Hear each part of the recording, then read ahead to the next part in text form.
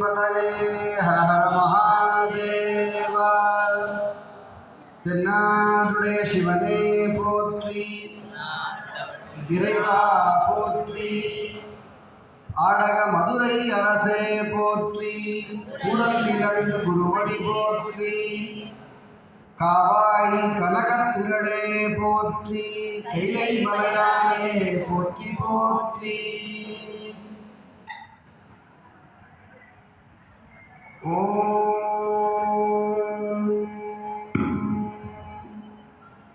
ஸ்ரீமத்தேசிகபாதேभ्यः சசக்திभ्यो நமோ நமः. சதா शिष्टात्मचिद्व्यक्तिकारणेभ्यो नमो नमः. सद्गुरुचरणारविन्दाभ्यां नमः. திருச்சிற்றம்பலம். ஆரறிவார் எங்கள் அண்ணல் பெருமையை, ஆரறிவார் அந்த அகலமும் நீளமும், ஆரறிவார் எங்கள் அண்ணல் பெருமையை, ஆரறிவார் அந்த அகலமும் நீளமும், பேரறியாத பெருஞ்சுடர் ஒன்றதில் வேறறியாமை விளம்புகின்றேன். திருச்சிற்றம்பலம்.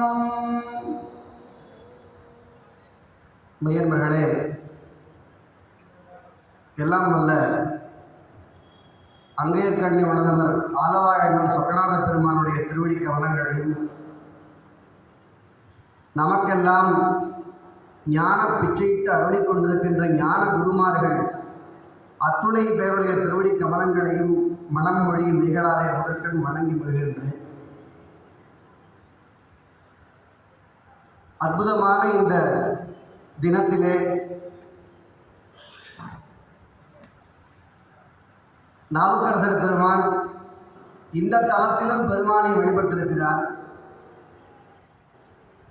இந்த வழியாக கூட அவர் போயிருந்திருக்கலாம், நமக்கு தெரியாது.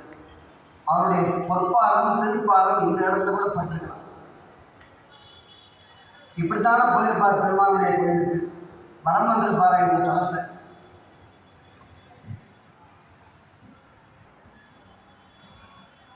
அந்த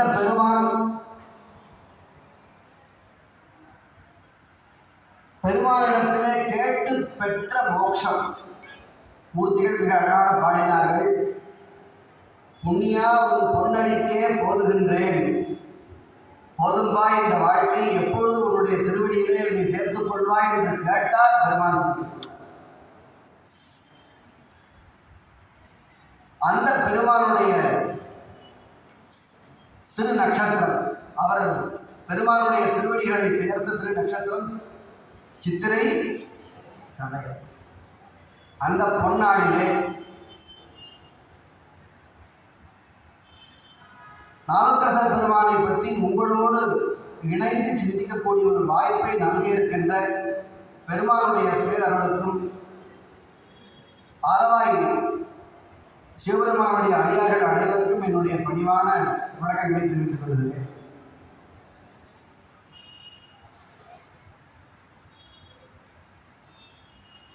மனித வாழ்க்கை ரொம்ப விசித்திரமானது. பிற உயிர்களுடைய வாழ்க்கையோடு ஒப்பிடும்போது மனித வாழ்க்கை கொஞ்சம் காம்ப்ளிகேட்டடானது. பிற உயிரினங்களுக்கு அதிகமான சங்கடங்கள் இல்லை.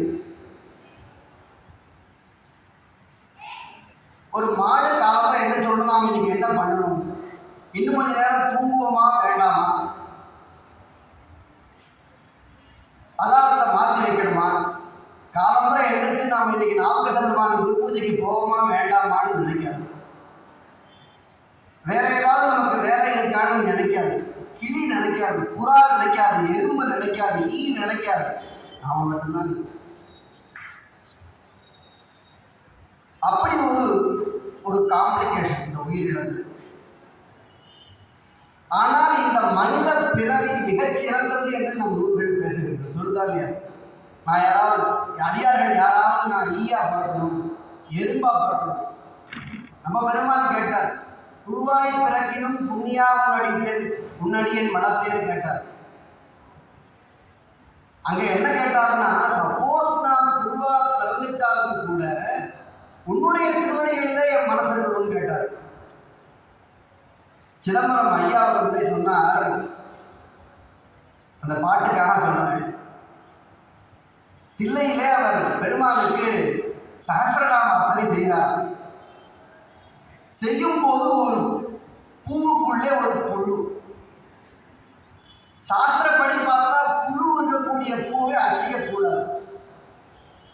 நாம பெருமானுக்கு அர்ப்பணிக்கிறதுக்கு முன்னாடியே பூவை பறித்து நன்றாக அலம்பி சுத்தம் செய்து அந்த பூக்கள் பெருமானுக்கு அர்ப்பணிக்கக்கூடிய தகுதி இருக்கிறதா என்று பார்த்துத்தான் சாப்பிடும். இப்ப அப்படி இல்லை, இப்பெல்லாம் பையிலே போட்டு கடையில் வாங்கிட்டு அப்படியே கொடுத்து நம்ம பார்க்கறதே இல்லை. நம்ம வீட்டு கொள்ளையில போய் பூ பறிச்சு நாமளே அதை தொடுத்து கொண்டு போய் சாப்பிடுறது இல்லை. முன்னெல்லாம் அப்படி சாத்தியம் இருந்தோம். அப்படி பெருமானுக்கு அர்ப்பணிப்பதற்கான பூக்களை பறித்து சாத்துகிறோம். அப்படி சாத்தும் போது அந்த பூவிலே குற்றங்கள் இருக்கக்கூடாது. பல குற்றம் சொல்லப்பட்டிருக்கு. கராநீதம் பட்டாநீதம் பூகோ நிபதிதம் ததா. வெறும் கையால் பூ கொடுக்கக்கூடாது. நாம எவ்வளவுதான் நம்முடைய கைகளை சுத்தம் செய்திருந்தாலும் கூட பூக்களை வைப்பதற்கான ஒரு ஆதார பாத்திரம் இல்லாமல் வெறும் கையினாலே புஷ்பத்தை கொண்டு பெருமானுக்கு சாப்பிடக்கூடாது. கராநீதம் பட்டாநீதம், துணியிலே வைத்த பூக்களை சாப்பிடக்கூடாது பெருமானுக்கு.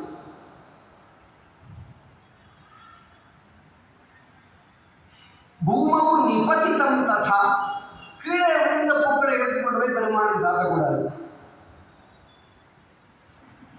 ஏரண்டாக்க பட்டாநீதம், ஏரண்டம்னா ஆமணக்கு. முன்னாடிலாம் நம்முடைய ஊர்களிலே பூக்களை இலையிலே மடித்து தருவார்கள், நாரிலே கட்டி தருவார்கள், நூலில் கட்ட மாட்டோம். அப்படி பல்வேறு பெரிய பெரிய இலைகளிலே மடித்து கொடுப்பார்கள். அதிலே ஏரண்டம் ஆமணக்கு என்கின்ற இலையிலே கொண்டு வரப்பட்ட பூக்களை பெருமானுக்கு சாப்பிடுவார். இப்படிதான் நியமங்கள். முக்கியமா நாம தெரிஞ்சுக்க வேண்டியது, கையில் அப்படியே கொண்டு கொடுக்கக்கூடாது சுவாமி.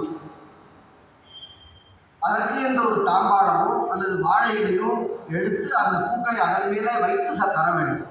பூ பறிக்கும் போது எடுத்து இப்படி இருக்கக்கூடாது. செடியிலிருந்து பறிக்கும் போது இந்த கையால் பறித்து இந்த கையில் வைக்கக்கூடாது. பூ குடலை இருக்கணும். பறிக்கும் போதே நேரம் அது தானாக எங்கே போகணும்?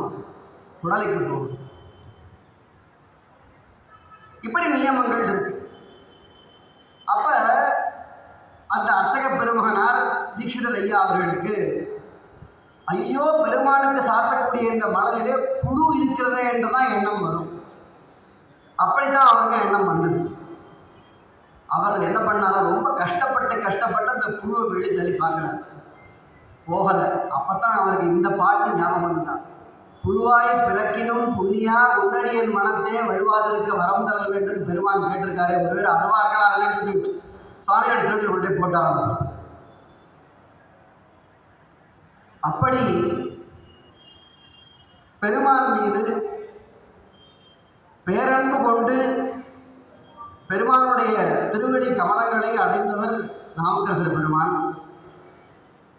அந்த பெருமானை பற்றி சிந்திக்கக்கூடிய ஒரு வாய்ப்பு நமக்கு கிட்டியிருக்கிறது.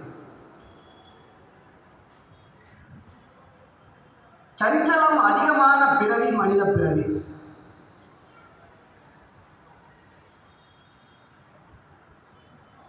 என்ன படிக்க வேண்டும், எப்படி படிக்க வேண்டும், எந்த சாமியை கும்பிட வேண்டும், எந்த சாமியை கும்பிட்டா சீக்கிரமா பலன் கிடைக்கும், எந்த சாமிக்கு பூஜை பண்ணா நாம விரும்புகிற பலன் சீக்கிரமா கிடைக்கும், இந்த சாமி பெட்டரா அந்த சாமி பெட்டரா, இந்த ஆராய்ச்சியெல்லாம் நமக்கு உண்டு. இந்த சிக்கல் நமக்கு மட்டும் இல்லை, நாவுக்கரசர் பெருமானுக்கும் ஏற்பட்டிருக்கிறது.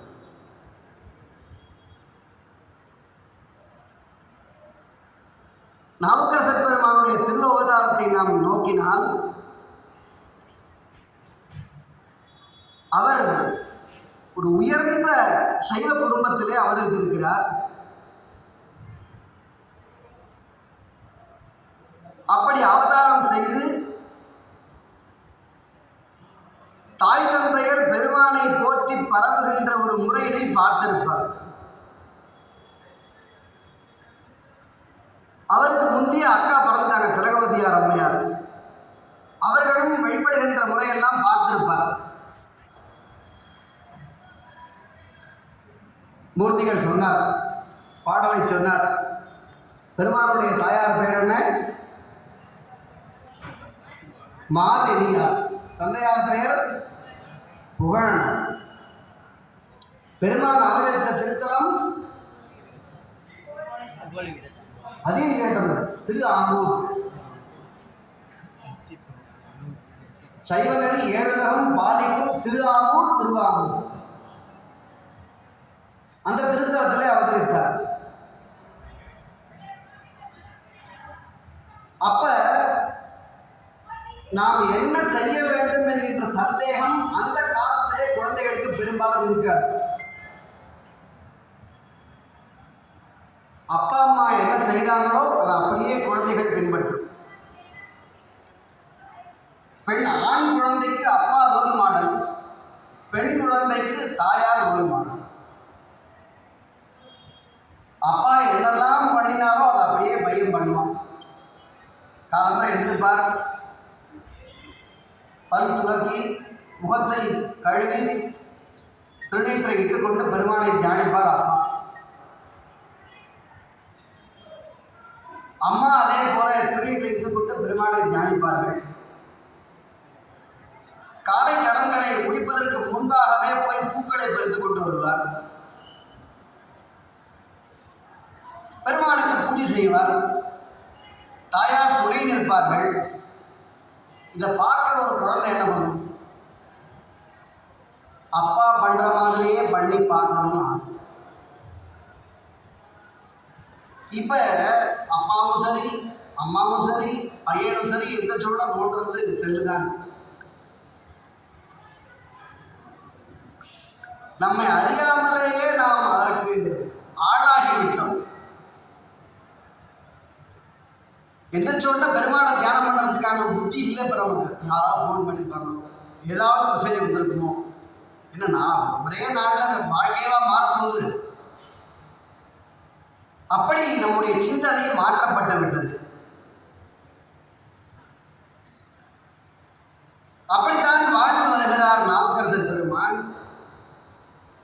நல்ல சைவ குடும்பம், பெருமானை போற்றி பரவுகின்ற குடும்பம், அந்த நாடு முழுக்க சைவம் பாதிக்கின்ற ஊர். மன்னன் வேற்று மதம்.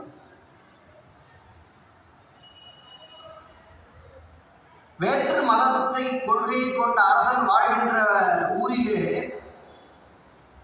மக்களிலே யாராவது ஒரு சிலர் வேறொரு மதத்தை கொண்டவர்களாக இருந்தாலும் அதை காட்டும் நரகம் வேற இல்லை. ஊர் முழுக்க ராஜாங்க மதம் ஜைனம், சமணம்.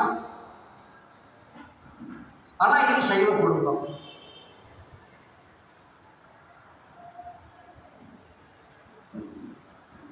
பிறந்து வளர்ந்து வரும்போது அக்காவிற்கு திருமணம் நிச்சயிக்கிறார்கள். அவர் ஒரு போர் வீரன், தளபதி, படைத்தளபதி.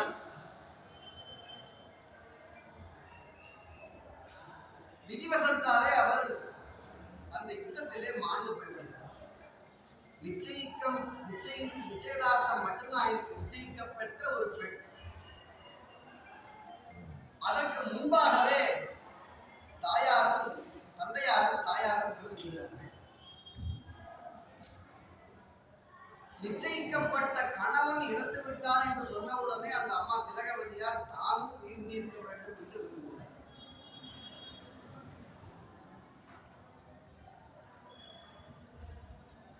அப்ப இந்த குழந்தை சின்ன பையன் நாவுக்கரசர் பெருமான் அக்காவோட காலத்தில் உள்ளார். அப்ப அந்த அக்கா என்ன பண்றாங்க, தம்பியினுடைய வாழ்க்கை பொறுப்பை ஏற்றுக்கொள்வதற்காக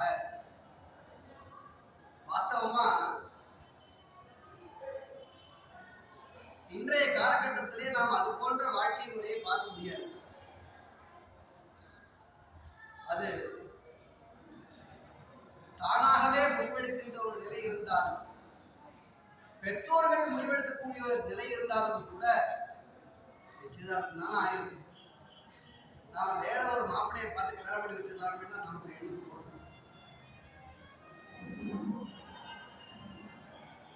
ஏனென்றால் மறுமணம் என்பது மிகச் சாதாரணமாகி உள்ள ஒரு காலம். இதெல்லாம் பார்த்தா நமக்கு ஒரு ரொம்ப பிற்போக்குத்தனமான ஒரு செயல் போல தோணும். அவருடைய மனது, திலகவதியாருடைய மனது என்று கலிப்பகையாருக்கு என்று நிச்சயம் செய்தார்களோ அன்றே அவரிடம் சென்றுவிட்டது. திருப்பி மற்றொருவரை நினைப்பதற்கு கூட தயங்குகின்ற, விரும்பாத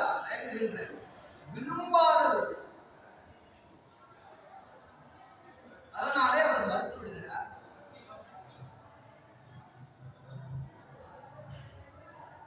அந்த இடத்துல நாவுக்கரசர் பெருமானுக்காக அவர்கள் செய்கின்ற அந்த தியாகத்தை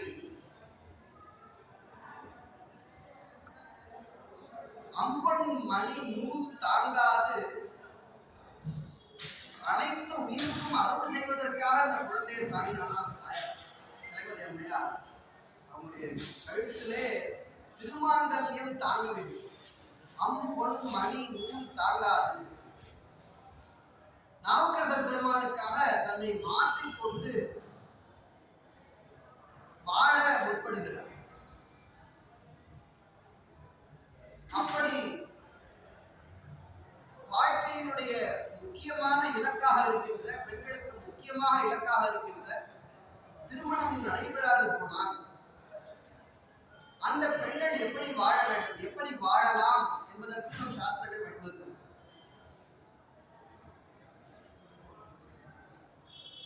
தனக்காக செய்கின்ற கர்மங்களுக்கு இஷ்ட கர்மங்கள் என்று பெயர். நாம் நமக்கு இஷ்டப்பட்டதுதான் செய்வோம். அப்படி தன்னுடைய வாழ்க்கையை இழந்திருக்கின்றவர்கள் பிறருக்காக வாழ முற்படுவார்களா? அப்படி பிறருக்காக வாழ்கின்ற வாழ்க்கையிலே செய்யப்படுகின்ற செயல்களுக்கு பூர்த்த கர்மங்கள் என்று.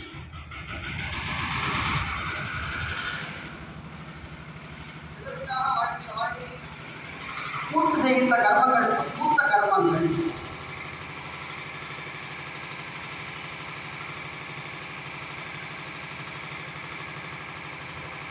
வாதி கூப்ப தடாகாதி தேவதாயதனானிச்ச அன்னப்பிரதானம் ஆறாமகா பூத்தவி கல்வி என்று சாஸ்திரம் உண்டு.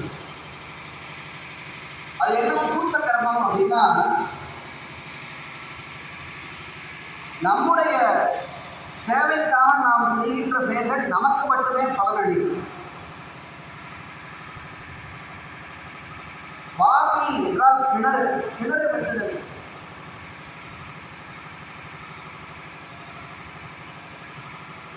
கூபம் என்றால் கிணற்றை விட சற்று பெரிதான ஒரு நீர்நிலையை ஏற்படுத்துதல். தடாகம் என்றால் குளம் வெட்டுதல். அந்த அம்மையார் என்ன பண்ணாங்க, இன்னும் நம்ம போய் பார்க்காத திருவதி வீரத்துக்கு நம்ம போகணும்னு சொன்னால் திருவாமூர்லேருந்து தன்னை ஷிஃப்ட் பண்ணிட்டாங்க. அந்த அம்மா வீட்டை அதிக வீரட்டத்திற்கு மாற்றிக்கொண்டார்கள். திலகவதியார் நந்தவனம் என்று இன்றும் இருக்கிறது. அந்த பிராட்டியுடைய பாதங்கள் பதிந்த இடம். அங்கே சென்று பெருமானுக்கு பூக்களுக்கு தேவைப்படுகின்ற நந்தவனங்களை அமைத்தும் அறச்சாலைகள் அமைத்தும் பணி செய்கிறார். மிக எளிமையான ஒரு வாழ்க்கையை வாழ்ந்து கொண்டு அடுத்தவர்களுக்கு பெரிதும் பயன்படக்கூடிய செயல்கள், அதுக்கு பூர்த்த கர்மம் பேர்.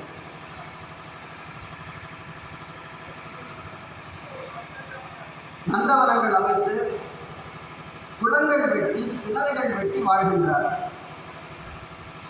அப்படி வாழும் போதும் அவருடைய மனசிலே ஒரு எண்ணம், பெருமானே,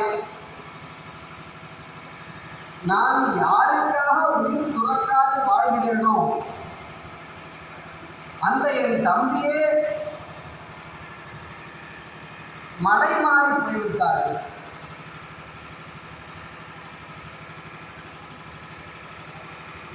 நாவுக்கரசர் பெருமான் கல்வி கற்று கல்வி கேள்விகளிலே சிறந்து விளங்குகிறார். அப்ப நான் நினைக்கிறேன், நட்பு வட்டாரங்கள் நிறைய இருக்கும். இப்போ நண்பர்கள் என்ன சொல்லுவாங்கன்னா, நிறைய அட்வைஸ் பண்ணுறேன்ட்டு என்ன பண்ணிடுவாங்க, தவறான வழிகாட்டிடுவாங்க.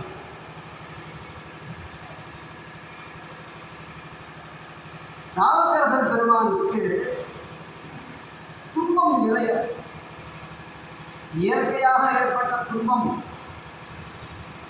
சமணர்கள் கொடுத்த துன்பம், பெருமான் கொடுத்த துன்பம் இல்லையா? அப்படி துன்ப கடலிலே மூழ்கியவர் பெருமான். இந்த இயற்கையாக ஏற்பட்ட துன்பத்தை பார்த்த உடனே மனது துவண்டு, என்னடா வாழ்க்கை, அப்பாவும் இல்லை, அம்மாவும் இல்லை, அக்காவுக்கு கல்யாணம் பண்ணணும், நிச்சயம் பண்ணோம், அக்கா வீட்டுக்காரும் இல்லை, என்ன வாழ்க்கை, ஏன் இப்படி இருக்கு, இதுக்கு என்ன காரணம் அப்படின்னு மனசு நினைக்கும். மனசு நினைச்சு நினைச்சு நினைச்சு நினைச்சு பார்த்தா அதுக்கு தானா ஒரு தீர்வு சாதாரணமாக கிடைக்காது. அப்போ ஒருத்தர் வந்து பக்கத்து சொல்றான், வினைன்னு பேரு, நாம செஞ்ச வினைக்கு பலனை நாம் அனுபவிச்சே ஆகணும். நீ ஏன் போய் கோயிலில் போய் சாமியை கும்பிடுங்க, சாமியை கும்பிட்டாலும் உனக்கு ஒன்றும் நடக்காது. நீ நல்லது செஞ்சா நல்லது பலன் கிடைக்கும், தப்பு பண்ணினா கெட்ட பலன் கிடைக்கும். சாமிக்கு இங்கே என்ன வேலை?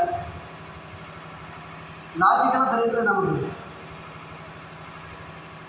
முற்பகல் செய்யும் பிற்பகல் செய்யும், நன்றும் தீனும் பிறர் தர வாழ. சாமி எங்கிருந்து வந்தார் அப்படின்னு ஒருத்தன் பேசுகிறான். ஓஹோ, சரியாக தான் இருக்கு. அப்போ சாமி தேவையில் போகுது. வினைதான் ரொம்ப பலமானது. அதனால் நாம் இந்த பக்கம் சாஞ்சிடுவோம். சாமி அங்கே பெருமானுடைய அனுகிரகம் இல்லாததுனாலே பொய்யொழுக்கம் நிறைந்திருக்கின்ற சமன் சமன். அடுத்தவர்களுக்கு நீ எந்த விதமான துன்பமும் கொடுக்காம இருந்தால் போதுமா, அதுதான் உத்தமமான வாழ்க்கை. நாமளே யாராவது ஒரு நபர் ரொம்ப பக்குவமாக வாழக்கூடிய நபர், யாருக்கும் தீங்கு செய்யாத வாழக்கூடிய நபர், அமைதியான நபர், அவரை பார்த்து நமக்கு உதவுமா? நமக்கு அவர்கள் மேலே அவர்களை பற்றிய விஷயங்கள் எல்லாம் தெரிந்த பிறகு நாம் அவரை கொண்டாடுவோம். அவங்க என்ன பண்ணுவாங்கன்னா, ரோட்டில் போகும்போது எறும்புக்கு ஒன்றும் ஆயிடக்கூடாதுன்னு மயில் கீழியால் இடத்த சுத்தம் பண்ணிகிட்டே போவாங்க. எவ்வளவு கருணாமூர்த்தி அப்படின்னு ஒன்று அவங்க மேலே ஒரு நல்ல அபிப்பிராயம் ஏற்பட்டு அவங்க வந்து சாதி. ஆனால் அவருடைய உள்ளம் நல்ல உள்ளம் இல்லை. கொல்லாமை மறைந்து உரையும் அம்சம். கொல்லாமைங்கிற போர்வை, ஆனால் கொல்றதுதான் கொள்கை.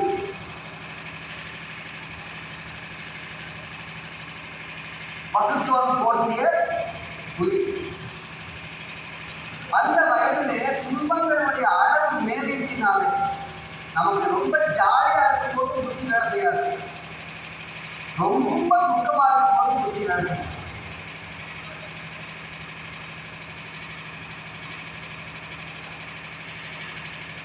அந்த தருணத்திலே பெருமானுடைய அனுகிரகம் இல்லாததினாலே கொல்லாமை மறைந்து ஒழுகின்ற சமண சார்ந்து விட்டார். அக்காவுக்கு அந்த வருத்தம். அவங்க எங்க போவாங்க? அந்த அக்கா ஒவ்வொரு நாளும் திருவதி ஈரட்டத்திலே பெருமானிடத்திலே சென்று விண்ணப்பம் செய்கிறார்கள்.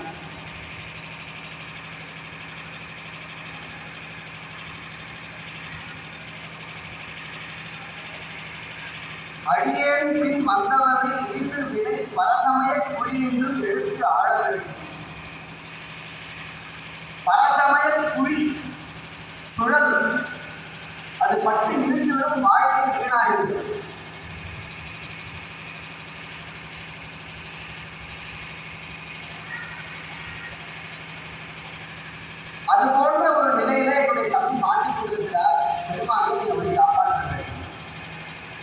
இப்ப நடக்கும் இந்த சம்பவங்கள்லாம். நெத்தியில நாம விபூதி இட்டு வெளியில போனோம்னா என்ன பாடு, 20 வயது கூட ஆகும். அதுக்குள்ள எவ்வளவு பெரிய புத்தாட்டத்தையும் விபூதியும் போட்டு எதுக்கு இதெல்லாம்? வாழ வேண்டாம். விபூதிட்டா வாழறது இல்லையா? சின்ன வயசுல அதை கேட்ட உடனே நமக்கே தோணும், நம்மளாம் ஜாலியாக விபூதியே இட்டு கிடையாது. பேண்ட் நல்லா ஜம்முன்னு பேண்ட்டை போட்டுருக்காங்க, சட்டை ரொம்ப எக்ஸ்பென்சிவான ஷர்ட் போட்டிருக்காங்க. இதெல்லாம் சின்ன சின்ன விஷயங்கள். நாம என்னத்தை கட்டணும்? நாமளும் அப்பா அம்மா சொன்னாங்கன்னு சொல்லி நாம டெய்லி விடுறோம், புத்தாட்டத்தை போடுறோம். என்னத்தை கட்டணும்? அவனும் நல்லா தான் இருக்கா, நம்மளும் நல்லா தான் இருக்கோம். அவனும் கஷ்டம்தான் பண்ணுறான், நம்மளும் கஷ்டம்தான் பண்ணுறோம். என்ன வித்தியாசம் இருக்கு? ஒன்றுமே இல்லையே. அப்படி தோணும். இந்த குழப்பம் தான் பெருமாளுக்கு ஏற்பட்டது. இல்லைன்னா அவர் ஏன் கோவப்படாது?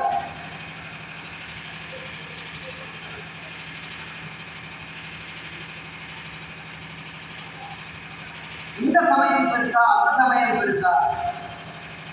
இல்ல என்ன ஒரு சில கூத்துகள்னா எந்த சாமி பெரியவர்னு நிரூபிக்கிறதுக்கு சின்ன குழந்தைகள், ஒரு விவரம் அறியாத குழந்தைகளுடைய மனசை மாற்றுறதுக்காக சிலர் சில வேலைகளை செய்கிறாங்க. நல்ல ஒரு தொட்டி நிறைய தண்ணீர், அந்த தண்ணீரில உங்களுடைய தெய்வம், நம்மளுடைய விநாயகர் பெருமான், நடராஜ மூர்த்தி, சிவலிங்க பெருமான், இந்த மூர்த்திகளெல்லாம் பஞ்சலோகங்களில் தாமரத்தினாலும் வெங்கலத்தினாலும் ஒரு மூர்த்திகளை செய்து உள்ள போட்டுருது. எந்த மூர்த்தி மிதக்கிறதோ அந்த மூர்த்தி தான் கடவுள், பவர்ஃபுல்லான சாமி. அவங்க சமயத்து திருவுருவங்கள்லாம் மரத்தில் செஞ்சுக்கணும். சூழ்ச்சி கல் மிதக்குமா, மரத்தில் போட்டு மிதக்குமா? மரம் தான் மிதக்கும். அப்ப அந்த சின்ன சின்ன குழந்தையுடைய மனதிலே அப்ப நம்ம சாமியோட அந்த சாமி தான் தவறான சாமி. இப்ப நீங்க டிவியை திறந்தீங்கன்னா ஒவ்வொரு சாமிக்கும் ஒரு விளம்பரம் இருக்கு. விளம்பரம் இல்லாம சிவபெருமான் மட்டும்தான் இருக்காங்க.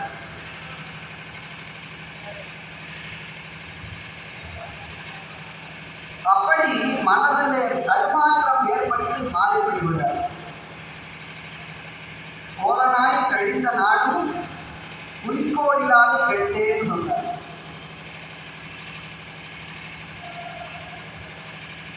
அந்த பிராட்டி திலகவதி அம்மையார் பெருமானிடத்திலே போய் அனுகிரகம் விண்ணப்பம் செய்கிறார்கள். சாமி உடனே அனுகிரகம் பண்ணல. ஏதோ ஒரு நாள் ராத்திரி கனவுல போய் அம்மையார் சொல்றார்.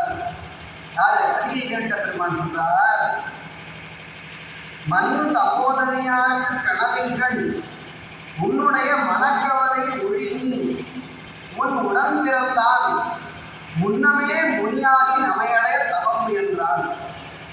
அம்மா நீ கவலைப்படாதம்மா. அப்பா நிம்மதி வந்து அம்மா, ஒரு தம்பி சாதாரணமான ஆள் இல்லை, அவன் முன்னமே முனியாகி நமையடைய தவம் முயன்றான். அப்புறம் அப்பேற்பட்ட சுவாமி அவரையே முன்வைத்து கொண்டு இன்னொரு சமயத்தினுடைய குடிக்கப்பட்ட வீட்டிலே சுவாமி அப்படின்னு அம்மா நினைக்கிறார். அன்னவனை இனி சூளை மடுத்து ஆழ்வி, அன்னவனை இனி சூளை மடுத்து ஆழ்வினார் சுவாமி. நீ கவலைப்படாத, அவன் என்னை அடைவதற்காக முன்பே தவம் செய்திருக்கிறான், சந்தோஷம். அவனுக்கு சூளை நோயை கொடுத்து நான் ஆழ்கிறேன் சுவாமி. அந்த அம்மாவுக்கு அடுத்து வருத்தம், சாமி காப்பாற்ற போறாருங்கிற சந்தோஷம், சூளையை கொடுத்து காப்பாற்ற போறாரு. அப்படி ஒரு சந்தோஷமும் வருத்தமும் கலந்து விடுகிறது. பெருமான் உயிர்களுக்கு அனுகிரகம் செய்யும் விதத்தை நாம் நம்முடைய சிக்கலில் கொண்டு தீர்மானிக்க முடியாது. இப்படித்தான் சுவாமி அனுகிரகம் பண்ணணும், இப்படி பண்ணக்கூடாதுன்னு நாம சொல்ல முடியாது. வாரியார் சுவாமிகள் சொல்லுவார்,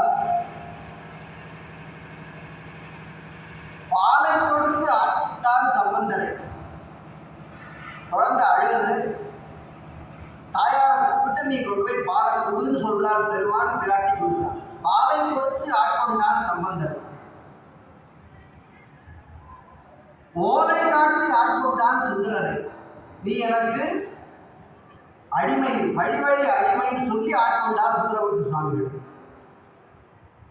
திருப்பெருந்துறையிலே காலை காட்டி ஆட்கொண்டார் மணிவாசக பெருமான்.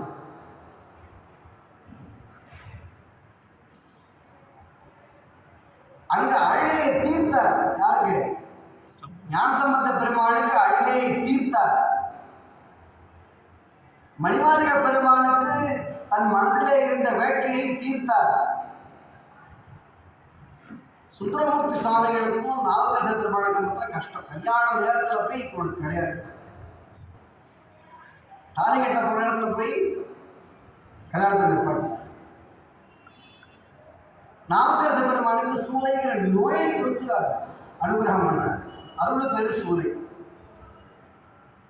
பெருமான் உயிர்களுக்கு எப்படி அனுகிரகம் செய்வார் என்பதை நாம் தீர்மானிக்க கூடாது, முடியாது, அதை ஆராய்ச்சி செய்யவும் கூடாது. ஆட்பாளவருக்கு அருளும் மன்னமும் ஆதி மாண்பும் கேட்பான் போல் அளவில் கிடக்க வேண்டாம். அதுல நம்ம ஆராய்ச்சி செஞ்சு பார்க்கக்கூடிய அளவுக்கு தன்மையானவர்கள் நாம் இல்லை. இருந்தாலும் அந்த அம்மாவுக்கு கொஞ்சம் வருத்தம். தம்பியை ஆட்கொள்ளலாம், அதுக்காக சூளை நோய் கொடுத்தா ஆட்கொள்ளணும்னு வருத்தப்படுறாங்க. கடவுள் கழிகிறது.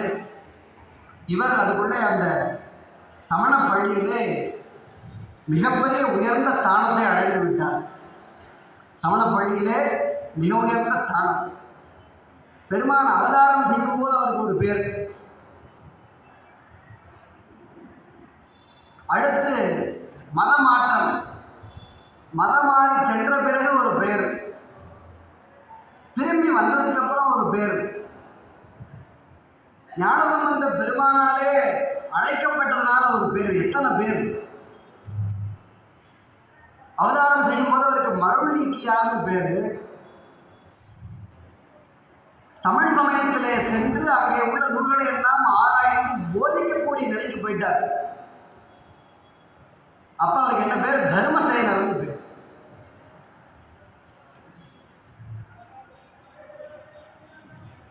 மிகச்சிறந்த ஒரு பொறுப்பிலே வாழ்ந்து கொண்டு வருகின்ற காலத்திலே அவருக்கு திடீர்னு ஒரு நாள் வைத்த வலின்னா நம்மளால நினைச்சு கூட அப்படிங்கிற முதல் பதிகத்தை நாம படிச்சோம்னு சொன்னா அந்த சூளை நோய் அவரை எப்படி தாக்கியதுன்னு நமக்கு தெரியும். அடுத்தவர்கள் படக்கூடிய துன்பத்தை நாமே அனுபவிக்கிற மாதிரி ஒரு சில சந்தர்ப்பம் நமக்கு ஏற்படுமா? பிறர் துன்பத்தை நம் துன்பம் போல நினைக்கக்கூடிய ஒரு நிலை. அப்பா, அம்மா, பொண்ணு, பையன் அவர்கள் துன்பப்படும் போது அந்த துன்பம் நம்மையே தாக்கும். அந்த வலி எனக்கு கூட கொடுத்துறேன்னு நாம் நினைப்போம். எஸ்பெஷலி ரொம்ப சின்ன குழந்தையா இருக்கும்போது துடிக்கும் போது அது நமக்கு கிடைக்கும். நாம் நினைப்போம், நம்மளாலே தாங்க முடியாது. இந்த பதிகத்தை நாம் படித்தா பெருமான் பட்ட துன்பத்தை நாம் ஓரளவுக்கு உணரும்.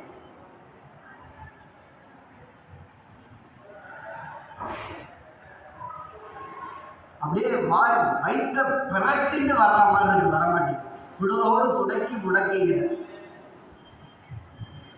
தவிக்கின்றது சூளை தவிர்த்தருளார். பெரும்பாலும் பெரியோர்கள் பெருமானிடத்திலே இது போன்ற சின்ன விண்ணப்பங்களை வைக்க மாட்டார். வேண்டத்தக்கது அறிவோய் நீண்டு போயிடுவார். நிறைய பேர் கேட்க மாட்டாங்க. ஆனால் பெருமான் நமக்கு கிடைக்கணுங்கிறதுக்காக அப்படி ஒரு அனுகிரகத்தை பண்ணிட்டார்.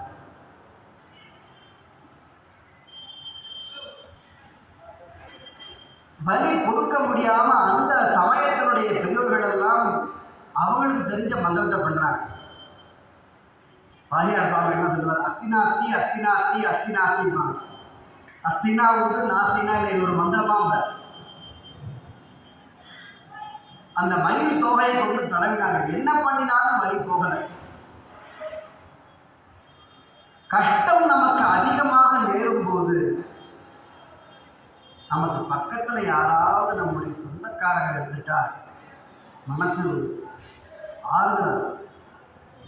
இருக்கிற பிரச்சனை பாதி தீந்தா மாதிரி ஒரு எண்ணம் வரும். ஹாஸ்பிட்டலுக்கு கூட்டிட்டு போறது கூட ஒருத்தர் பக்கத்தில் இல்லையே, அந்த பாவியை கூப்பிட மாட்டான். அப்பதான் அவருக்கு அக்காவோட ஞாபகம்.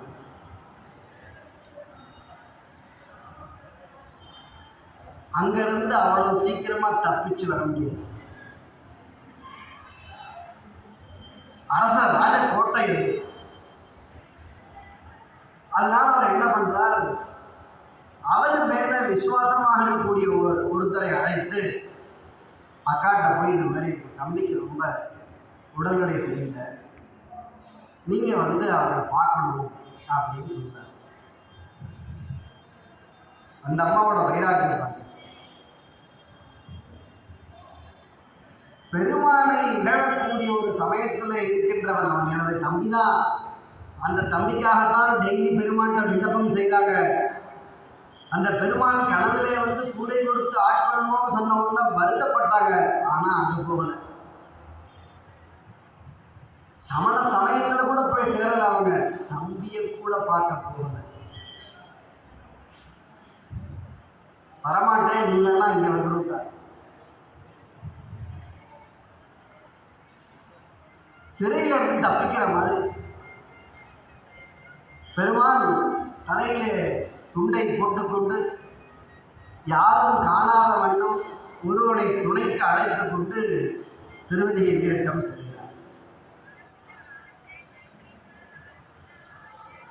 திருவதிகையிலே போய் பிராட்டி திரௌபதியாருடைய பாதங்களிலே விழுந்து வளர்ந்த அக்கா பிடிச்சு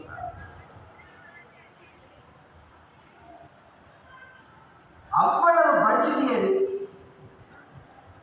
உன்னுடைய நீ எது உன் மதம் என்று இன்றைக்கு நீ நினைக்கிறாயோ அந்த மதத்திலே மிக உயர்ந்த ஸ்தானத்திலே நீ இருக்கிறாய்.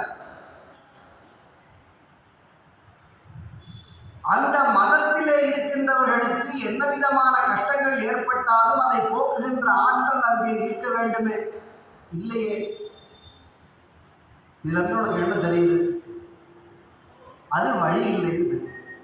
சென்று நாம் சிவபெருமான் திருவடியே சேரப்பற்றோம்.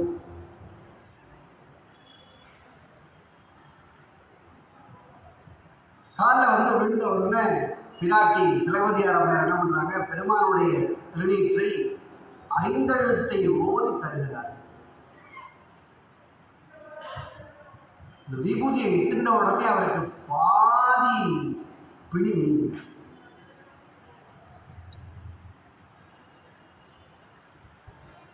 இரண்டு பேருக்குமே இந்த பிறவியில் தான் புகழனாரும் மாதிரியாரும் தாய் தந்தையரே தவிர நாம் எல்லோருக்கும் எல்லா பிறவிகளுக்கும் தாய் தந்தையர் சொக்கநாதரும் மீனாட்சி.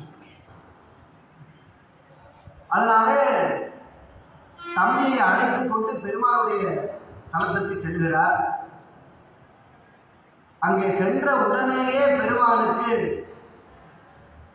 நம்மை அறியாமல் அந்த வார்த்தை இல்லை. அது வரைக்கும் அவர் பாட்டு பாடியிருப்பார்கள் நமக்கு தெரியும். அவ்வளவு இசையிலே வல்லவராக இருந்திருப்பாரான்னு நமக்கு தெரியல. திடீர்னு ஒருவேளை எத்தனை வயசுக்கு போயிருக்கு, எப்படி போனாலும் 40 வயசுக்கு போனது. திடீர்னு பாட்டு வருது, கூற்றாயினவாறு விளக்கடிலே கொடுமை பல செய்தன நாடறிய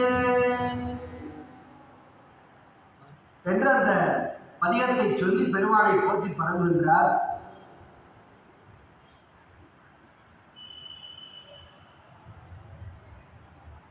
அப்படி அந்த பதிகத்தை பாடும்பொழுது பல உண்மைகள், என்னதான் அவர் மாற்று சமயம் சார்ந்திருந்தாலும் கூட எந்த சமயத்திலே பிறந்திருந்தாரோ அந்த சமயத்தின்படியான வாழ்க்கையை அவர் வாழ்ந்திருக்கிறார் என்பதை காட்டுவதாக பெரியவர்கள் குறிப்பிடுகிறார். என்னன்னா,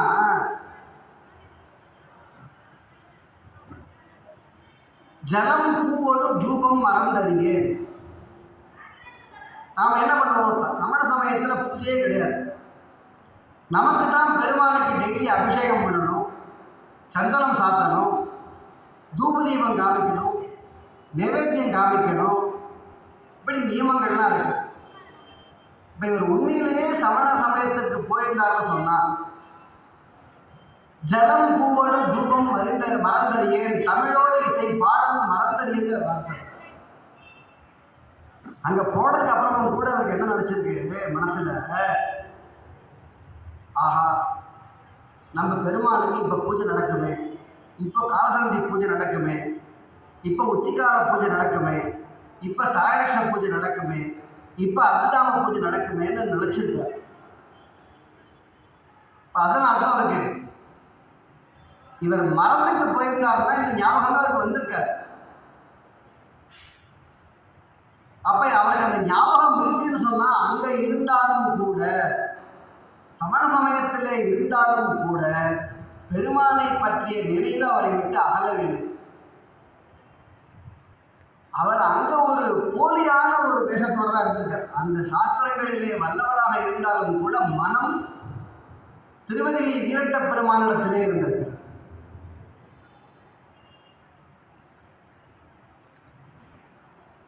நமக்கும் கூட, நாமும் கூட புறத்திலே நாம் செய்கின்ற பூஜையை விட அகத்திலே அந்த எண்ணம் அதிகமாக வளரும்படி நாம் அமைத்துக் கொள்ள வேண்டும், பழகிக் கொள்ள வேண்டும். காலமுறை 8 மணி ஆகுது. இப்போ சௌரியம் இருக்கு. இப்போ சைவம்.org ஆப் பண்ணிட்டு டவுன்லோட் பண்ணி வச்சுருந்தீங்கன்னா நம்ம மனசு மறந்தால் கூட அதை ஞாபகப்படுத்துறது. 8 மணிக்கு காலசந்தி, 12 மணிக்கு உச்சிக்காலம், 6 மணிக்கு சாயரக்ஷன், 8 மணிக்கு அர்த்தஜாமம் நம்மளுக்கு ஞாபகப்படுது. நாம் எந்த ஊரில் இருக்கோமோ, எந்த ஊரை சார்ந்தவர்களாக இருக்கோமோ, அந்த பெருமானுடைய திருத்தலம் நமக்கு ஞாபகம். எந்திரிக்கும் போது காலம்பர திருவனந்தலாக சொக்கநாதான்னு சொல்லணும். 8 மணிக்கு காலசந்தி ஆகும்போது சொக்கநாதான்னு. அங்கே முன்னாடிலாம் அப்படி சிஸ்டம் இருந்தது. என்னன்னா, குடிமக்கள் எல்லாருமே கோயிலை சார்ந்து வாழ்ந்தார்கள். கோயிலை சார்ந்து வாழ்ந்ததுனாலே கோயிலே பெருமானுடைய வேற வேற வேற வேலையா இருக்கும். மக்களுடைய எல்லாருமே வாழ்கின்ற மக்கள் எல்லாரும் கோயிலை சார்ந்த குடிகள். தொழில் வேற வேலையா இருக்கும். எல்லாரும் கோயிலுக்கு போக மாட்டாங்க. ஆனா இன்னமும் இருக்கிறாங்க. எனக்கு தெரிஞ்சு ஒரு 20-30 ஆண்டுகளுக்கு முன்பு வரை சித்திர வீதி வரைக்கும் செருப்பு போட்டு போற பழக்கம் இல்லை. சித்திர வீதிக்குள்ள போகும்போது கையில செருப்பை எடுத்துக்கொண்டு போய் அதோரமா போய் போட்டுக்கிற பழக்கம் இல்லை. இப்பெல்லாம் விட்டா ஹெலிகாப்டரே உள்ள வந்து இறங்கு.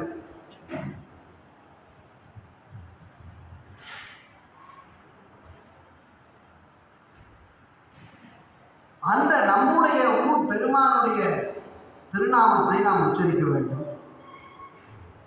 முடிந்த வரை பெரிய பெரிய கோயிலுக்கெல்லாம் போக முடியல. என்னமோ வெளிநாட்டுக்கு நாம ஆயுதங்களை கடத்திட்டு போற மாதிரி நாமளை எல்லா பக்கமும் மிஷின் வச்சு செக் பண்ணி அபிஷேகத்திற்கு பன்னீர் கொண்டு போக முடியாது, சந்தனம் கொண்டு போக முடியாது, ஊதுபத்தி கொண்டு போக முடியாது. காசியில் என்ன கொடுமைன்னா, வெளியில பூஜை பண்ணி, கும்பத்துல பூஜை பண்ணி, அந்த தேங்காயை மாலை போட்டு அந்த அலங்காரம் பண்ணி மாவிலையோடு கொண்டு போகிறோம். இந்த போலீஸ்காரன் பிடிச்சி கையை எடுத்து உள்ள அந்த குளத்துக்குள்ள கையை உள்ள விட்டு உள்ளுக்குள்ள குண்டு இருக்கான்னு பார்க்கணும்.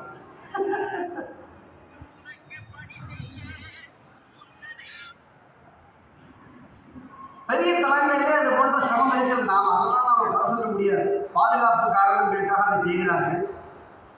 ஆனால் அந்த மாதிரி திருத்தலங்கள் நாம் பொருள்களெல்லாம் கொண்டு போகாமல் போய் ஃப்ரீயாக சாமி பார்த்துட்டு பெருமையோடு போகக்கூடாது. ரிக்தபாணியர் நான் பஷ்யேத ராஜாவும் தெய்வத்தம் குரு. வெறுங்கையோட அரசனை பார்க்க போகக்கூடாது, கர்ப்பிணியை பார்க்க போகக்கூடாது, குழந்தைகளை பார்க்க போகக்கூடாது, சாமியை பார்க்க போகக்கூடாது. இந்த பெருமானுக்கு பூஜைக்கு உதவுகின்ற ஏதோ ஒன்றை நாம் எடுத்து செல்ல வேண்டும். அதை இந்த பெரிய கோயில்கள் நாம் செய்ய முடியாது. ஒரு சில கோயில்கள் தான், பாக்கி கோயில்கள் நாம் என்ன வேணாலும் கொண்டு போகலாம். அந்த நாம் எந்த தளத்தை சார்ந்தவர்களாக அந்த தளம் நமக்கு பெரிய தளம். உலகத்திலே எது சிறந்த தளம்னு நீங்கள் எல்லா தலபுராணத்தை எடுத்து பார்த்தீங்கன்னு சொன்னால், சூத முனிவர் போய் அகஸ்தியர்கிட்ட கேட்பார், உலகத்திலேயே உத்தமமான திருத்தலம் எது? ஆலவாய். உலகத்திலேயே உத்தமமான திருத்தலம் எது? திருப்பூவனம். உலகத்திலேயே உத்தமமான திருத்தலம் எது? பரங்குன்றம். உலகத்திலேயே உத்தமமான திருத்தலம் எது? ஆரூர். உலகத்திலேயே உத்தமமான திருத்தலம் எது? சிதம்பரம், தில்லை. உலகத்திலேயே சிறந்த திருத்தலம் மயிலாப்பூர். என்னன்னா, நம்முடைய தாய் நமக்கு தெய்வம். அதுபோல அந்தந்த ஊரிலே பிறந்தவர்களுக்கு அந்தந்த ஊர் கைலாய்.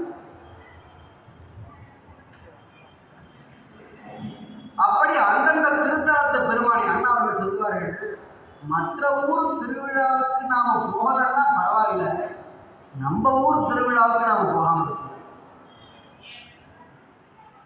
தில்லை விசேஷம்தான், ஆரூர் விசேஷம்தான், நம்ம ஊரை தாண்டி அது விசேஷம். அப்படி அந்தந்த நேரங்களிலே நம்முடைய பெருமானை நினைக்க வேண்டும். அப்படி பெருமான் நினைத்திருக்கிறார். ஜலம் பூவோடு தூபம் மறந்தறியே, அப்படி நினைத்து நினைத்து பூஜித்திருக்கிறார். எதுக்காக சொல்ல வந்தா, புறத்தே நாம் செய்கின்ற பூஜையை விட அகத்திலே செய்து பழக வேண்டும். புறத்திலே பெருமாளுக்கு திருமேனியை எடுத்து வைத்து நாம் பூஜை செய்கின்ற நேரம் நிறைய இருந்தாலும் கூட மனம் லயிக்கிற நேரம் கம்மியாக. அதே பெருமானுடைய பெருமைகளை நாம் நினைக்க நினைக்க நேரம் கூடும். இப்ப இங்க உட்கார்ந்து கோயில்ல உச்சிகாலம் நடக்கிறது, தியானம் பண்றது ஈஸியா கஷ்டமா? சுலபம், ரொம்ப சுலபம். இதே நேரத்தில் நான் அங்க போய் கூட்டத்தில் நின்று நெரிசல நின்று சுவாமி பார்க்கறது கஷ்டமா சுலபமா? அப்படி பழகிக்கொள்ள வேண்டும். அப்படி பெருமான் பழகி இருக்கிறார். அதெல்லாம் சொல்றார். சொல்லி நீ எனக்கு சூதையை தவிர்த்தருள வேண்டும் என்று கேட்கிறார். பெருமான் சூதை நோயை தவிர்த்து ஆட்கொண்டார். எடுத்த எடுப்பிலேயே பெருமானுடைய வீச்சு, சொல் வீச்சினுடைய ஆற்றல் மிக பெரிதாக இருக்கிறதுனால அவருக்கு ஒரு பட்டம் கொடுத்தார் சுவாமி. என்ன பட்டம் கொடுத்தார்? திருநாவுக்கரசுங்கிற சத்தம் எல்லா உலகத்திலையும் கேட்கிற மாதிரி இருந்துச்சுதான். நீ தர்மசேனன் இல்லை, திருநாவுக்கரசு. பெருமான் அந்த திருநாமம் தாங்கி அதிலே இருந்த அவருடைய வாழ்க்கையினுடைய மிகப்பெரிய மாற்றம் ஏற்பட்டு பல்வேறு தலங்களுக்கும் சென்று பெருமானை போற்றி பரவ தொடங்கிவிட்டார்.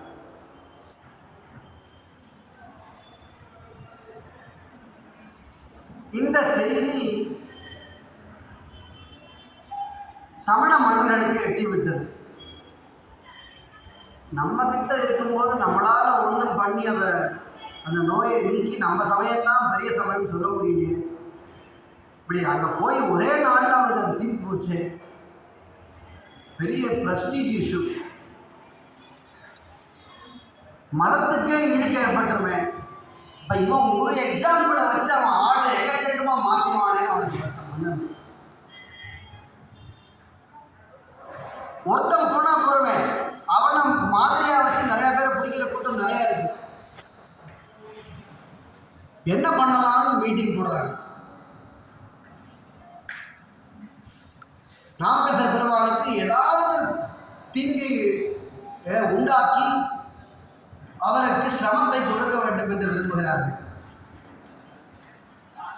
அதிலே அவர்கள் செய்த கொடுமைகள், அதான் நான் சொல்ல வந்தேன். பெருமானுக்கு ஞானசம்பந்தருக்கு கால் போகக்கூடாதுன்னு பல்லக்கு கொடுக்குறார்.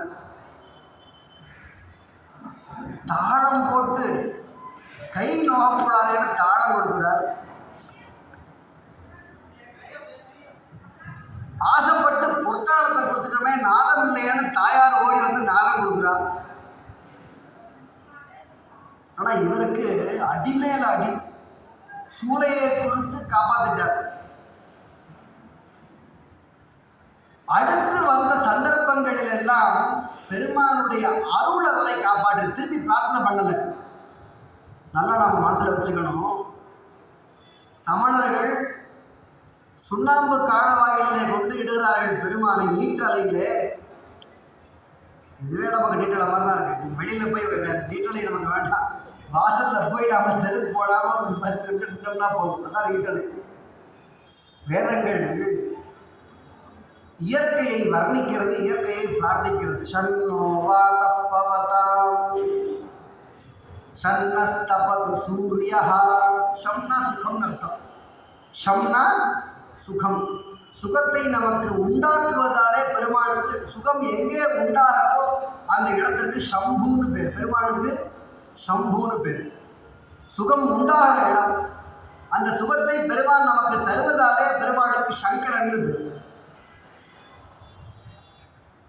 ஷன்னோ வாதஃப் பவதாம்.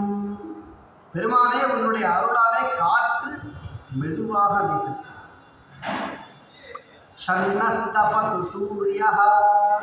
நம்ம உடம்புக்கு சுகத்தை கொடுக்குற மாதிரி சூரியன் இருக்குது. சுட்டு இருக்கிற மாதிரி சுத்தம். இந்த ஆண்டு வந்திருக்கிற அளவுக்கு வெப்பம் இது வரைக்கும் நாம் பார்த்ததே இல்லை. ஒரு 5 நிமிஷம் வெளியில் போயிட்டு வந்தோம்னு சொன்னால் இதில் இருந்து இது வரைக்கும் எரியுது. என்ன வெப்பம்! அப்படி போன்ற இது வந்து நான் சும்மா ஒரு உபமானத்துக்கு சொல்கிறேன். இது போன்று எவ்வளவோ வெப்பம் அடங்கிய ஒரு நிலை தான் சுண்ணாம்பு காலவாய் நீற்றலை, வெண்ணீற்றலை. அந்த அலையிலே கொண்டு போய் இடுகிறார்கள். இத்தனை நாள், 7 நாள். அப்ப நாமக்கரசர் பெருமான் போய் திருவதி விட்டுருக்கோம். அப்பா என்னை காப்பாத்துப்பா, என்னால் முடியுதப்பா, தாங்க முடியலப்பான்னு சொல்லலை. என்ன ஆச்சு? மாற்றம். மாசில் வீணையும் மாலை மதியமும் வீசு தென்றலும் வீங்கிட வேணிலும் மூசு வட்டரை பொய்கையும் போன்றது ஈசன் எந்தை இடையடி. நீ என்ன பண்ணாலும் எனக்கு ஒன்றும் ஆகாது.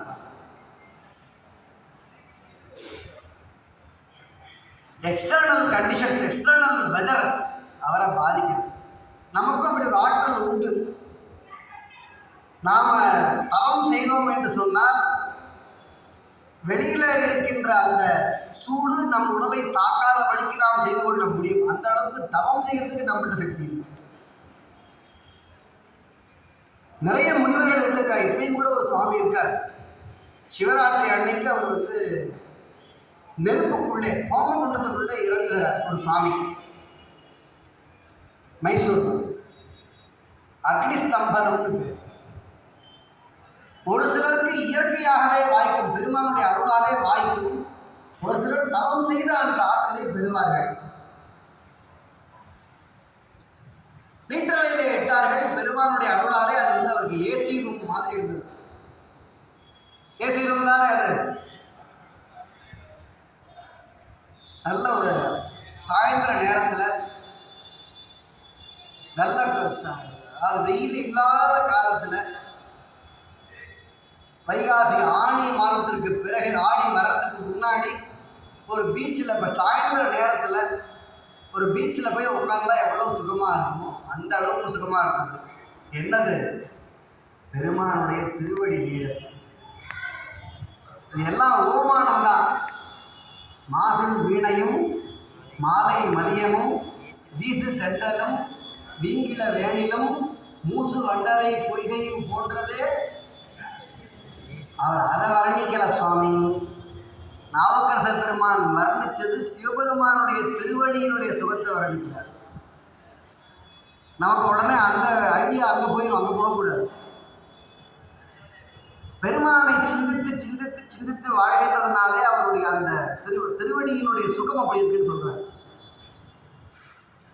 நமக்கு சிந்திக்க முடியலையே. இது போச்சு. இதுக்கு அடுத்து 2வது என்ன பண்ணா, பால் சோற்றிலே நஞ்சை கொண்டு கொடுக்குறான். கேட்டாலே நமக்கு நெஞ்சு பதப்படுது. சாஸ்திரங்கள் எல்லா உயிருக்கும் அன்பு செய்ய வேண்டும்னு சொல்லும். ஆனா ஒரு சிலரை கேள்வியே கேட்காம கொல்லணும்னு சொல்லியிருக்கு. விசாரணை பண்ணக்கூடாது.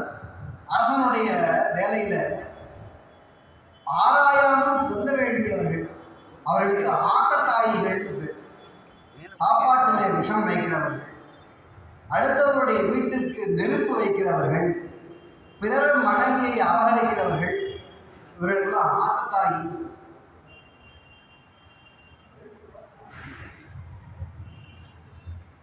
அப்படி பால் சோற்றிலே நஞ்சை கொண்டு தருகிறார்கள். பெருமான் நஞ்சை சாப்பிட்டு பழகினர்.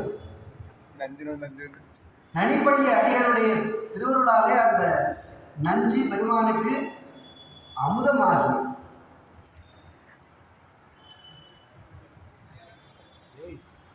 பெருமானுக்கும் அடியார்களுக்கும் வேறுபாடு இல்லை. பெருமானுக்கும் அடியார்களுக்கும் வேறுபாடு இல்லை. பெருமானை கும்பிட்டால் என்ன பயன் ஏற்படுமோ அதே பயன் அடியாரை போற்றினாலும் ஏற்படும். இதுதான் நம்முடைய சமயத்தினுடைய முக்கியமான கொள்கை. எனக்கு அந்த நாவுக்கரச பெருமானுடைய தேவாரத்திலே நீண்ட நாளாக ஒரு சந்தேகம் இருந்தது.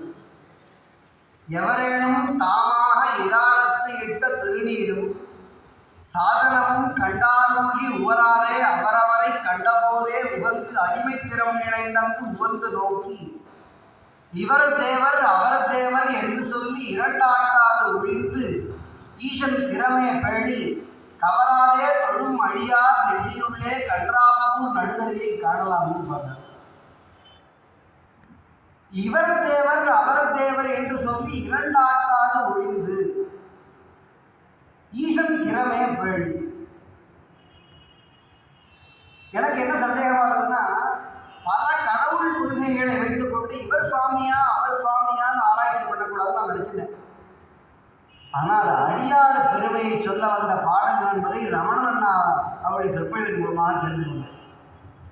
எவரேனும் யாராக இருந்தாலும் இலாடத்தை இட்ட திருநீரும், லலாடம்னா நெற்றி, இலாடம், இலாடத்தை இட்ட திருநீரும் சாதனமும், சாதனம்னா ருத்ராட்சம், கண்டால் மூழ்கி உவராதே அவரவரை கண்டபோதே உகந்து அடிமைத்திறம் நினைந்தாங்க உகந்து நோக்கி.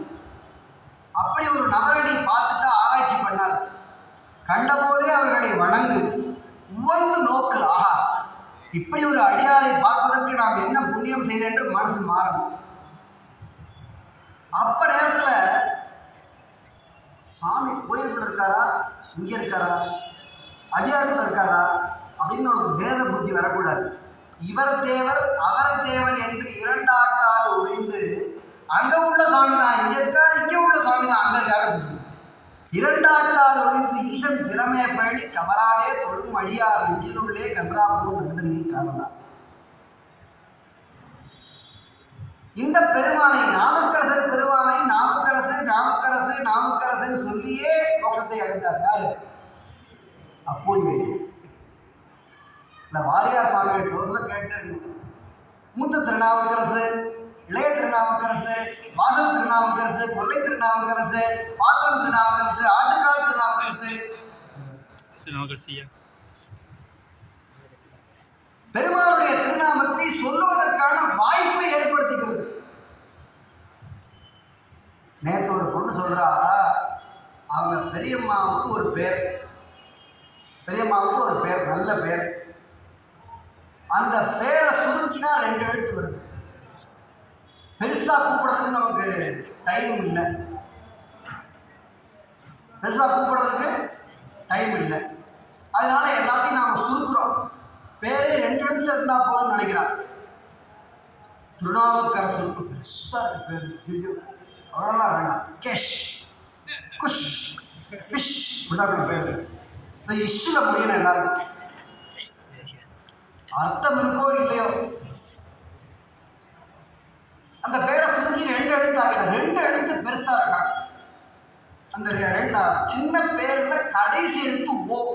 அதனால ஓ எப்பமா பெரியவா ஏதோ கேட்டேன் அந்த பொருள்கிட்ட, வரலையா? என்ன ஓ வரலன்னா என்ன அர்த்தம்னா, இல்லை எங்கள் பெரியம்மாவுக்கு சரவணான்னு பேர், அந்த பேரை சரோன்னு சுருக்கிட்டோம். அந்த சரோனுடைய ஒரு எழுத்து ஓ.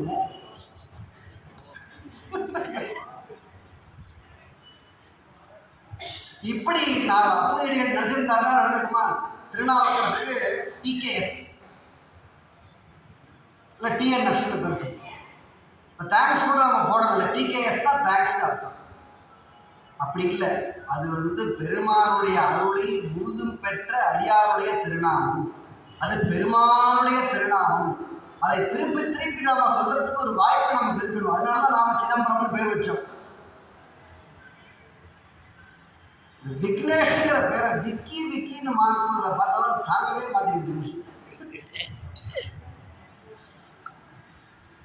எவ்வளவு கஷ்டமா இருக்கு. விக்னேஷ்ங்கிற பேர் எவ்வளவு அற்புதமான பேர்.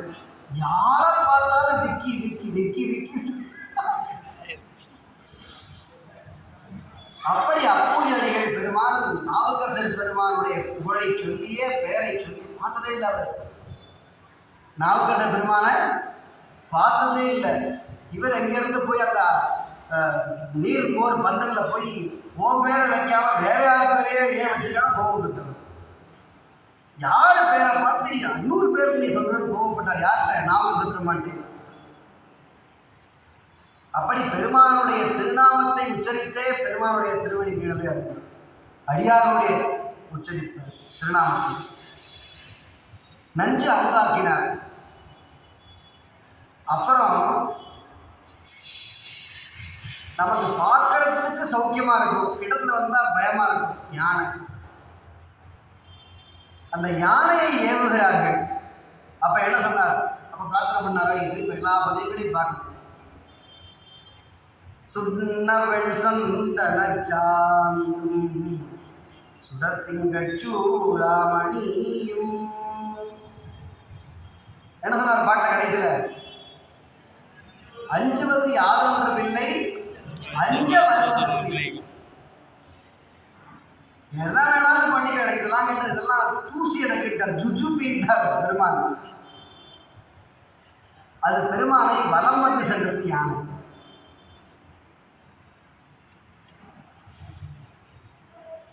எவ்வளவோ செய்து பார்க்கிறார்கள், திரும்ப பார்க்கிறார்கள். கடைசியில் ஒன்று பண்றான். இப்ப நான் சொன்னேன் பாருங்க, கடலிலே கல்லிலே கட்டி தூக்கி போட்டுறது. இவ்வளவு பட்டும் அவனுக்கு புத்தி வரல. 1 2 3 அட்டம் பண்ணியாச்சு, தப்பிச்சுட்டாருன்னா இனிமே அவரை ஒன்றும் பண்ண முடியாது பாட்டு தெரிஞ்சு அவன் என்ன பண்ணிருக்கணும்? அப்பா மன்னிச்சுக்கோ பெருமானே, நீ தான் பெரியவர்னு இவர் காலில் விழுந்துருக்கணும். புத்தி வரல. கடைசியா அவர் அட்டம் பண்ணி பார்ப்போமே அப்படின்னு ஒரு எண்ணம். அதனாலே கல்லிலே கட்டி கடலிலே இடுகிறார்கள். அப்ப என்ன சொன்னார் பெருமான்? என்ன சொன்னார்? ரெகுலரா பெருமானை தரிசனம் செய்பவர்கள், பெருமானுடைய தேவாரத்தை பார்ப்பவர்கள், சொற்றுணை வேதியும் சோதிவான பொருந்த கை தோழ கற்றுணை பூட்டியோ கடலில் பாய்ச்சினும் நற்றுணையாவது நம சிவாயவே. இந்த பதிகத்தை விளக்கம் செய்யும் போது சேக்கிழார் பெருமான் கடலுக்கு அரசனான வருணன், மீனுக்கு அரசனான வருணன் பெருமானை, நாவுக்கரசர் பெருமானை தாண்டக்கூடிய பாக்கியத்தை எனக்கு கொடுத்தே நினைச்சு தூக்கி விட்டாராம். இந்த டால்பின் மீன் இருக்கு, அது எப்படி துள்ளி குதிச்சு மேல வருது. ஒரு சில கடல்ல மிதக்கிறதுக்காகவே ஒரு சில பொருள்களை போட்டு வைத்திருக்கிறார்கள். உள்ள போகாது, மிதந்துட்டே இருக்கும். அதுபோல அந்த கல்லை மாற்றி பெருமாளை ஒரு குஷன் மாதிரி தாங்கி கொண்டு வெளில விட்டார். அப்படி சொல்றாரு. அது என்னுடைய மகிமை, அது பஞ்சாட்சரத்தினுடைய மகிமை, பஞ்சகத்தினுடைய மகிமைன்னு சொல்றார்.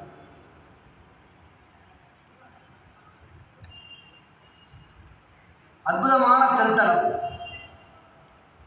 திருப்பாதிரிப்பதியூரிலே பெருமான் கரையறுகிறார். இப்படி எவ்வளவோ சிரமங்கள். அந்த பெருமானிடத்திலே பஞ்சம் தீர்ப்பதற்காக கணக்கில்லை. இந்த சூளையை கேட்டதுக்கு அப்புறம் அவர் கேட்டது புண்ணியா உன் பொன்னடிக்கே போதுகின்றன தவிர வேற எதுவும் இல்லை. படிக்காசு, பஞ்சம் தீர்ப்பதற்காக படிக்காசு தருகிறார் பெருமான். வேதாரண்யத்திலே திருமறைக்காட்டிலே வேதங்களாலே பூட்டப்பட்டிருந்த திருக்கதவத்தை திறப்பிக்கிறார். ஒரு கதை தெரிஞ்சிருக்கும். கதவு திறக்க 10 பாட்டு பாடுறார். கதவை மூடுறதுக்கு ஞானசம்பந்த பெருமாள் ஒரு பாட்டு பாட்டோட கதவை மூடிக்கிறான். உடனே அவருடைய ஆற்றல் எவ்வளவு பெருசா இருக்கு, ஒரே பாட்டில் மூடிடுத்தேன்னு இவர் சொன்னாரா? அவர் சொன்னாரா? இல்லை இல்லை, உங்க பாட்டை கேட்டுட்டே இருக்கணும்னு சுவாமி விரும்புகிறார், அதனாலதான் 10 பாட்டை கேட்டுட்டே இருந்தார். எவ்வளவு ஒரு அடியார்களுக்கு இருக்கக்கூடிய பண்பு.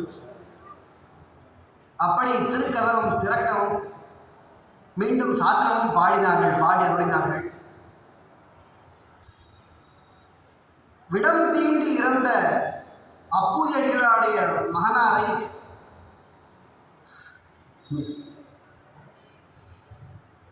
அதிகம் பாடி எழுப்புகிறார். பெருமானுடைய அருளாலே அந்த குழந்தை உயிர்ப்பித்து வருகிறார்.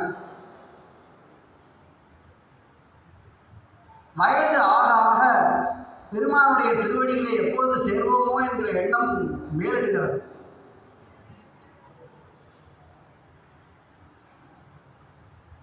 வயசு ஆக ஆக மரண பயம் ஜாஸ்தி. மரண பயம் ஜாஸ்தி வந்தால் நாம் செத்து போயிடுவோமோங்கிற எண்ணம் தான் ஜாஸ்தி உண்டு.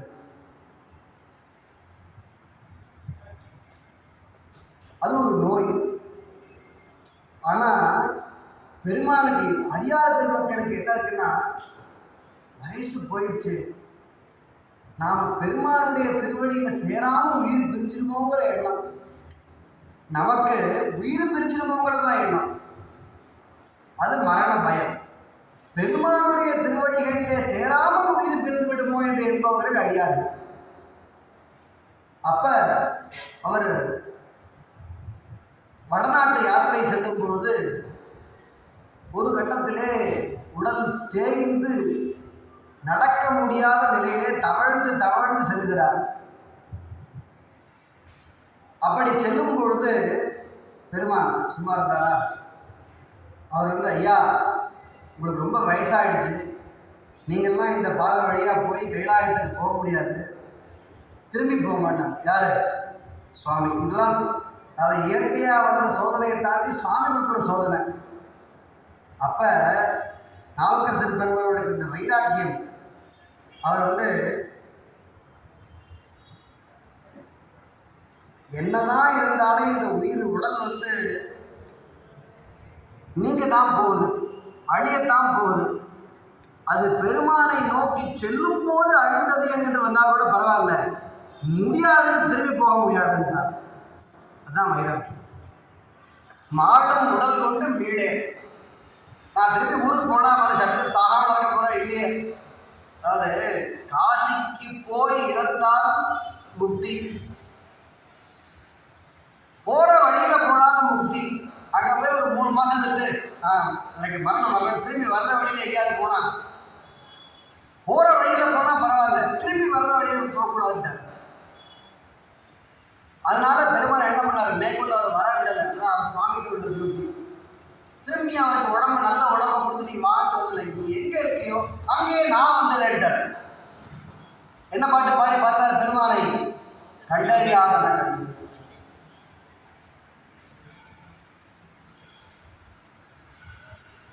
இப்படி பல்வேறு அனுபவங்கள் பெருமானிடத்திலே கேட்டு பெற்றார். 3 கேட்டார். பெறுவதற்காக கேட்டது 3. சாமி பகவானே எனக்கு வேணும். இந்த பக்கம்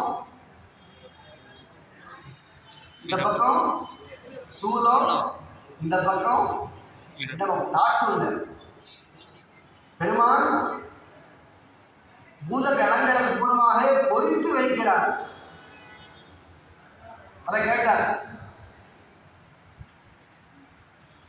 பெருமானே உங்களுடைய திருவடியை என் தலைமையில வைக்கணும்.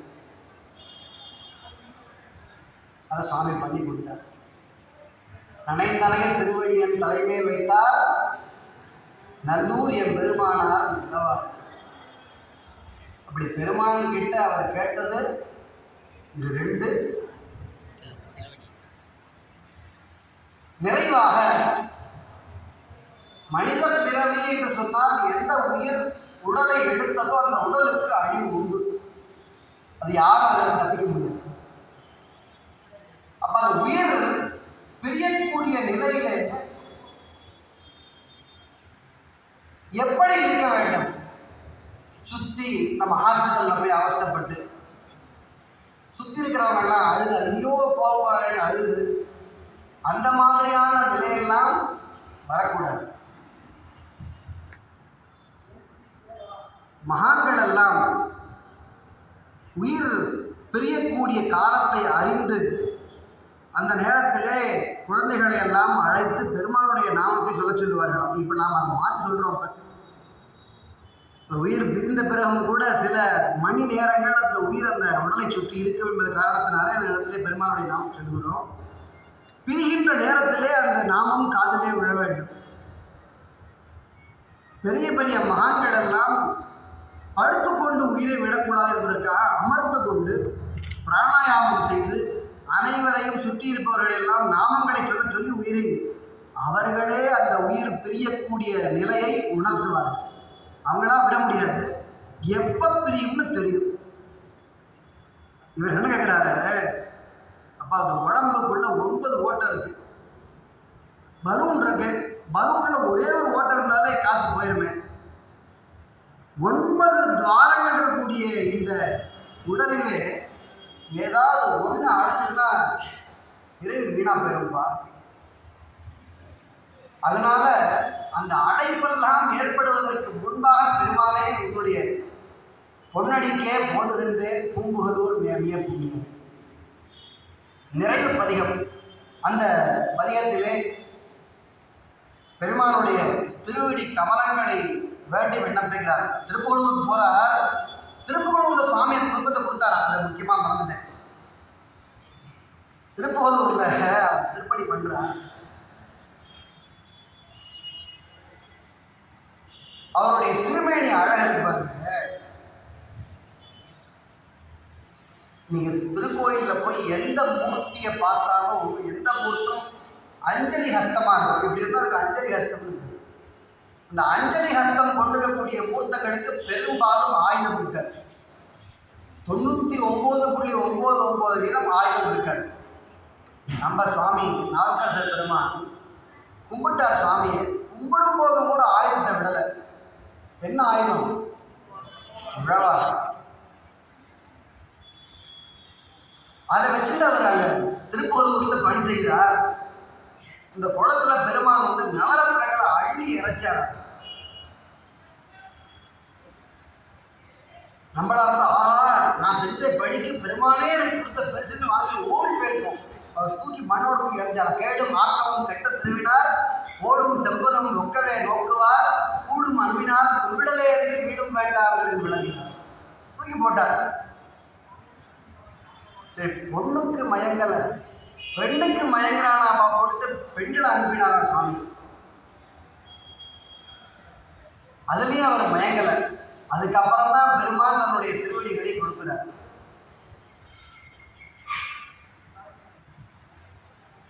புண்ணியா உன் பொன்னடிக்கே போதுகின்றேன் பூம்புகலூர் மேவிய புண்ணியன் எண்ணுகேன் என் சொல்லி எண்ணுகேனோ என்பதுமான் திருவடியை எண்ணின்றல்லால்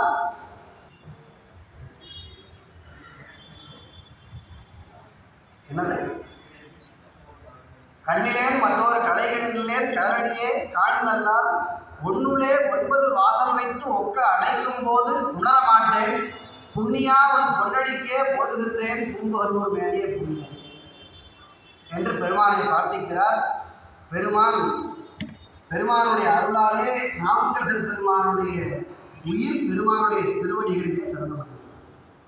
இவ்வாறாக நாவுக்கரசர் பெருமான் எவ்வளவோ துன்பங்களை அனுபவித்தாலும் விதிவயத்தால் துன்பங்களை அனுபவித்தாலும், தான் சென்ற மதத்திரங்களாலே துன்பம் ஏற்பட்ட போதும், பெருமானே சோதனைக்காக துன்பங்களை தந்த போதும் துவண்டு விடாது. இன்பமே எந்நாளும் துன்பம் இல்லை என்று சொல்லி நமக்கும் அந்த வாய்ப்பு கிடைக்க வேண்டும் என்று நமக்காக பதியங்களை எழுதியிருக்கிறார். நம்முடைய கடமை அந்த பெருமானுடைய சரித்திரத்தை மீண்டும் மீண்டும் ஓத வேண்டும். எங்கள் பாடசாலையில் நாங்கள் படிக்கும்போது பெருமானுடைய திருமேனி அழகை வர்ணிப்பதற்கு தியானம் என்று பெயர். இந்த பெருமானுடைய தியானத்தை கூழியர்கோன் வெப்பொழித்த பாடலை ஐயா அவர்கள் நம்ம முத்துவிநாயகனுடைய தந்தையார் அவர்களுக்கு சொல்லி தந்தார்.